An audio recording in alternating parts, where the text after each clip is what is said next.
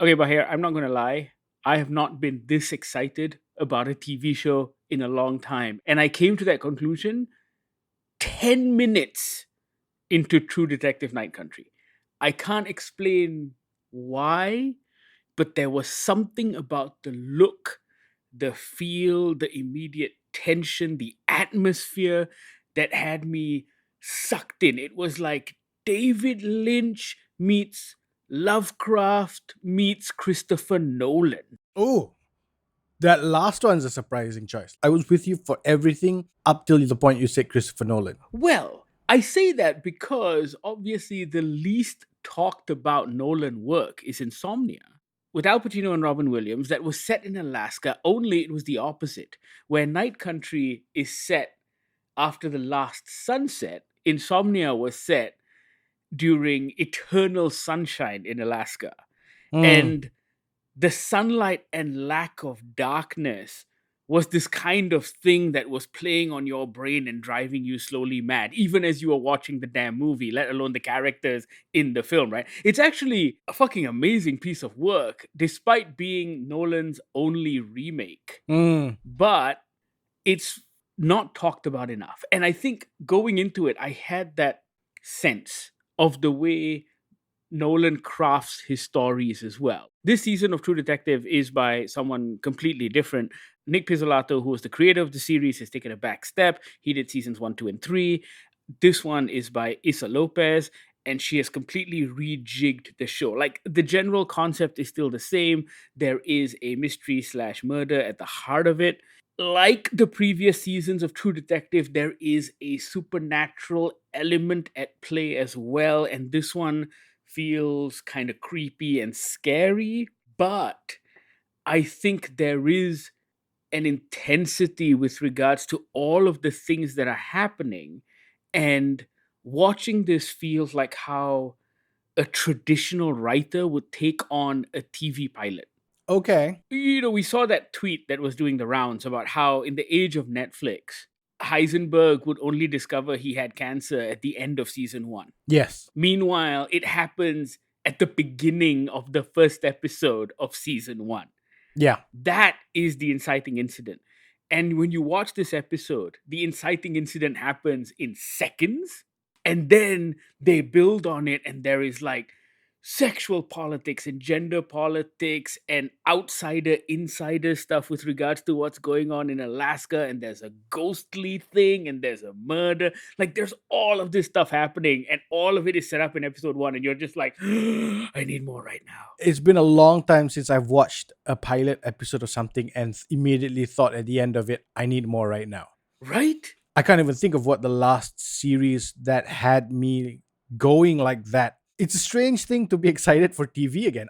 It almost always takes me till about late February, March to get excited for TV again because of so much we had seen the previous year. But with True Detective, this is really exciting. Honesty time, I've never seen any True Detective. Oh, you haven't seen seasons 1, 2, and 3? I've only seen the pilot of season 1, I think. It came out at a point when I was too busy with other things and I just never caught up with it. And then 2 and 3, I kept hearing wasn't as good as 1. But then every time I go back to 1, it just feels like I've missed the boat. I agree with that assessment. I think 2 and 3 is nowhere near as good as 1. And I think 1 was really interesting. However, the big difference for me with Night Country is that all 3 seasons of True Detective before this felt almost theatrical. It was like the actors were capital A acting. Everyone was playing a character and doing a thing. I always had trouble getting past the first episode because it opens with that McConaughey monologue. And it just feels like, what are you doing? This feels like you're just hamming it up and chewing the scene a little bit. And it just got really under my skin. You kind of get used to it as the season progresses. And it's actually really cool because the character is set up in that way. But Night Country feels a lot more natural. And I have to say, it is absolutely fantastic seeing Jodie Foster. I mean, she was in Naiad, of course, and she was really great in Naiad, which was the Netflix movie that came out last year. But did you know this is her first time on TV as an adult? Oh, wow. She is absolutely fantastic. fantastic. Can I just ask you a question? And this will get some people riled up a little bit. But is it just me, or can you just tell the difference between a feature film actor and a TV actor? Not in like a hamming it up way, but when Jodie Foster walks on screen, it suddenly becomes, I hate to use the word cinematic, but it feels cinematic. Because her acting is so Understated. understated. Yeah, I was going to say soft, but it's just, I don't know what the words are. It's really funny you say that. Her acting is so understated. And yet, when she walks into the crime scene in that first episode, you immediately sense that she is cool. Like, there is a vibe that comes off her from her interactions with everyone else. And I think part of it is due to her presence, but also I think a lot of it is due to direction and writing. I'm Because we've sure. seen Yeah, very yeah. good actors do very bad work at the hands of poor directors. And I think that has a lot to do with it. I think the way Isa Lopez has kind of crafted this series actually sets up these characters in a really efficient and clever way. Even Callie Rice, who plays the second lead in this, Mm. Callie Rice is a championship boxer. Yeah. And she is tremendous in this. Her acting chops are great. She comes off incredibly well. When you see the both of them together, there is an immediate chemistry that isn't spelt out at all. She like storms into her office and asks her about a severed tongue, Yeah. and so little is explained, and yet you already know there's a history, there's a chemistry, there's something between these two characters. There's baggage, right? There's a history there that you didn't need to see. Yeah. None of this should be surprising if you're a fan of good writing, good directing. Because as much as we are currently talking about it from the point of view of good performances, all of this also is supported and supplanted by good writing, right? Because without good writing, a good performance means fuck all. And I think there is something about the way Jodie Foster's character has been written in that she isn't big dick in town. She's Yes. the chief of police. She doesn't need to throw her weight around, right? She may be the chief of police, but when her daughter, maybe stepdaughter, gets in trouble, she's still just another mother. All of that really works into this. I love the adult writing in this, in that there is a history between Jodie Foster's character and Callie Ray's character. There is a history between Jodie Foster's character and her stepdaughter character. It doesn't need to be spelled out in the first 59 minutes of a 6-episode series, right? You will get to it. There's all these things that I don't need spelled out right now, but at the same time, I don't need to see the beginning of. I don't need to see the first time these two meet. Yes, exactly. You already know that there is a history in this town between all of these people, and you are kind of jumping in the middle. Yeah. We haven't really told people what the story is about. The premise seems, at least from the first episode, relatively simple. There is a scientific research station which is populated by a whole bunch of male scientists, and one day they all go missing.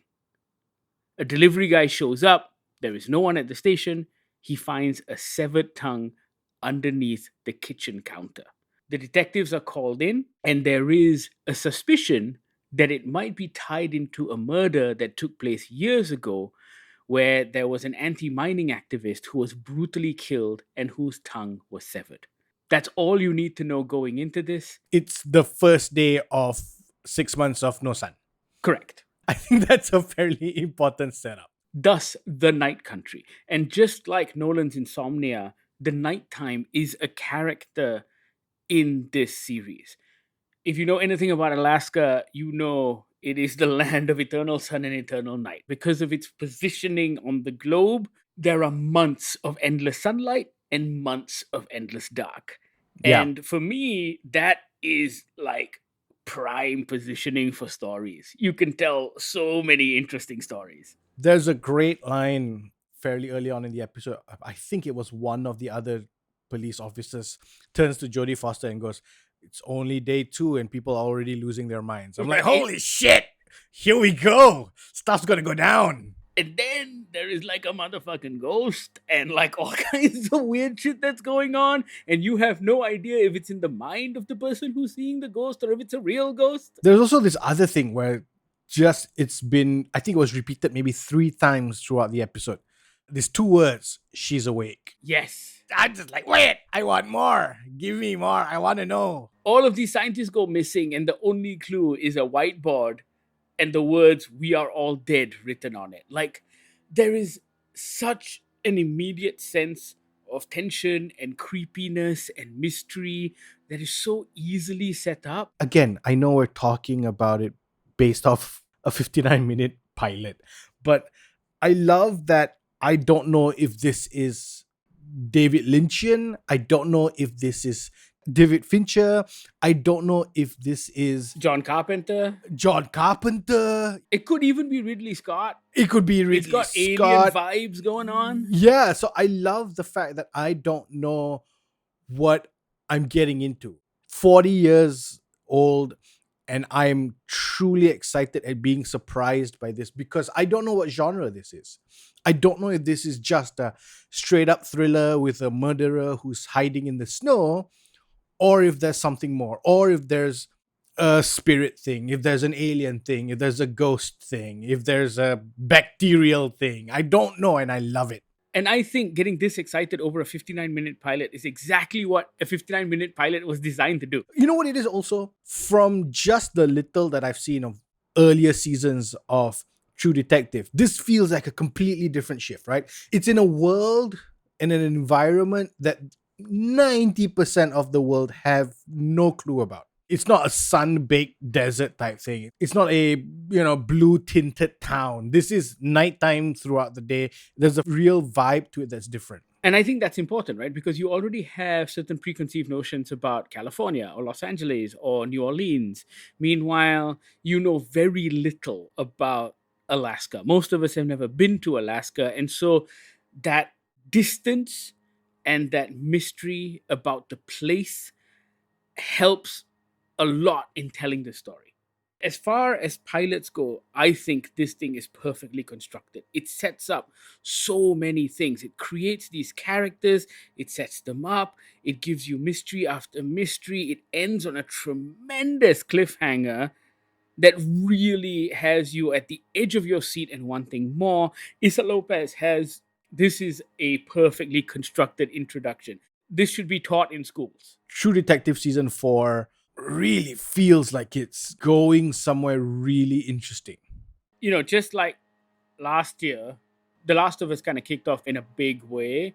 And I think True Detective Night Country is going to be at the top of many people's lists as we go into those best ofs at the end of the year. Is January just HBO's month? I think so. I think January is HBO trying to make everyone else look bad. I mean, to be fair, Netflix had a pretty good kickoff with The Brother's Son, and we still need to review that, and we will get to that because that was an excellent TV show as well. But that was a lot more expected in the sense that TV show played out how you would imagine a TV show like that would play out. Or how you would like a TV show like that to play out. Specifically when it comes to Netflix. Brother's Son play out the way you want a show like that to play out. The only difference being that even in The Brother's Son, thank goodness, the showrunners and the creators didn't do an episode 7 flashback thing where they explain the whole story to you and break the tension of the episode, right? They were quite smart in how they executed those flashbacks. For me, True Detective Night Country feels like something genuinely new and fresh. And what's interesting as well is that Issa Lopez has taken those things that have inspired her, and it could be Ridley Scott and John Carpenter and Christopher Nolan and Lovecraft and Lynch, and we see all of that on screen, and yet it feels like she's really made it her own. Those things feel like a foundation upon which she has built this original story. It doesn't feel like she is leaning or hiding behind all these other great stuff that's come before her. She's taken vibes, she's taken feelings from them as opposed to reenacting sequences and just cobbling together characters and little bits of mythology that they may have found. I'm looking at you, fucking Zack Snyder, and your fucking hippogriffs. This is how you do it, Zack. Can I just say, also, just that idea of a 6-month night or a 6-month day doesn't feel like it's been touched a lot in fiction. You can probably name maybe 5 I can name even less, but I really wanted to look into it actually because I keep thinking that that setting is perfect for all kinds of stories: murder mysteries, ghost stories, crime thrillers, heck, even a rom com where you can't have a proper dinner date because it's always bright would be great. it feels like that's such an untapped setting. You I know what I mean? agree. Like, New York's been fucking done. Let's do Alaska. Let's do an Alaskan rom com. You know what True Detective made me do? Night Country.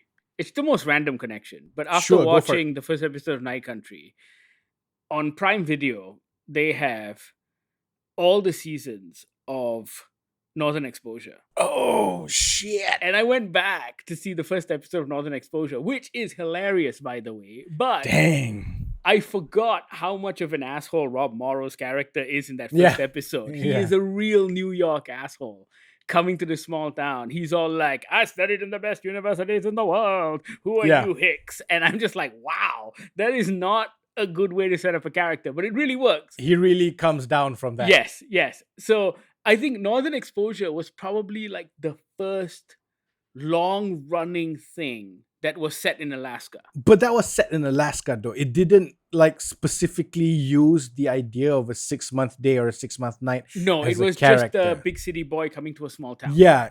Which is, I mean, it's great. We've seen it before. Like, what is that bowling one? Was it called Ted? The TV series where Yeah. he's a lawyer above a bowling alley. Yeah. Oh Yes. my god, what is it? I love that I show. love that show. Yeah. No, but like this, the setting for a 6-month day or six, I mean, like, yeah, like you could do a rom-com would be great. A thriller would be great. A murder mystery is being done right now, so that's fine. Yeah, it just feels like a setting that is, it's an interesting setting that I'm surprised not enough fiction and or TV fiction has been done about. Ed. The TV show was called Ed with Tom Cavanaugh. Ed, not Ted. Ed, yeah, that's the one. There is another book by Michael Chabon called The Yiddish Policeman's Union, Mhm. which is also set in Sitka, Alaska. Oh yeah. And that is a murder mystery police story, but set in a presupposed setting because Sitka, Alaska was one of the options for an Israel. Oh. Like before they moved all the Jews after the war to Palestine, one of the proposals was to carve out a piece of Alaska. Jeez. And so this book kind of presupposes that they do that. And it's set in that future. That's about as bad an idea as wanting to do it in the middle of Africa. Yeah, exactly. That was the other one. That just feels weird. But anyway. But True Detective Night Country is an absolutely fantastic piece of work, and we highly recommend that you check it out. We've only seen the first episode as well, first of 6. It's tremendous. Like, I have not seen a pilot that has gotten me this excited in a very long time. The Last of Us was probably the last one, which was last year. I mean, the problem with The Last of Us was that despite me not having played the game, there was an expectation to it. Yes. You almost knew what was going to happen, right? You knew Ellie and what's-his-face were going to do a thing. They were going to travel. It just felt familiar. That's the difference. Night Country, I don't know where to go with this. Watch True Detective Night Country. It's available to watch on HBO and HBO Go. Max, if you're living in the United States and listening to this, check it out. Let us know what you think. You know how to reach out. All of our social media feeds are Goggler MY. You can also email us on podcast@goggler.my or send us a WhatsApp on the Goggler hotline, 012-524-5208. Thank you so much for listening. This is the Goggler Podcast.